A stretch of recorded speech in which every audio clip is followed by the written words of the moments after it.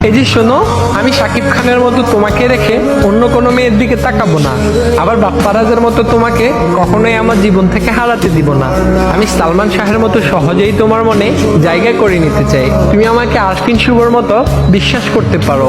আমি জুবানের মতো তোমাকে কখনো মন খারাপ হতে দিব না। মোশাররফ করিমের মতো সবসময় তোমাকে হাসি খুশি রাখবো। তোমার মিশা সদাগরের মতো অনেক বেশি রাগ হলে তুমি কাজী মারুফের মতো আমায় গালি দিও, আবার রুবেলের ক্যারাটির মতো চাইলে আমাকে মায়েরও দিও। রিয়াজের মতো তুমি সবকিছু এলোমেলো করে দিও। আমি জাম্বুর মতো প্রতিশোধ না নিয়ে চঞ্চল চৌধুরীর মতো সবকিছু গুছিয়ে নিব। তবে তোমাকে নিয়ে কেউ বাজে কথা বললে আমি তাহসানের মতো চুপচাপ বসে থাকবো না, বরং মান্নার মতো মাথা গরম করে সাথে সাথেই তার প্রতিশোধ নিয়ে নিব। আমি হয়তো মুশফিকুর ফারহানের মতো গুছিয়ে কথা বলতে পারি না, তবে আমি অপূর্বর মতো গুছিয়ে তোমাকে ভালোবাসবো।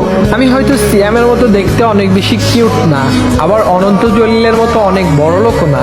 আমি হয়তো দেখতে ডিপজলের মতোই কালো, আবার জসিম খানের মতোই গরিব, তবে আমি আফরান নিশোর মতো আমার সর্বোচ্চ দিয়ে তোমাকে ভালোবাসবো। আমি নায়করাজ রাজ্জাকের মতো জীবনের শেষ দিন পর্যন্ত শুধু এবং শুধুই তোমাকেই ভালোবেসে যাব।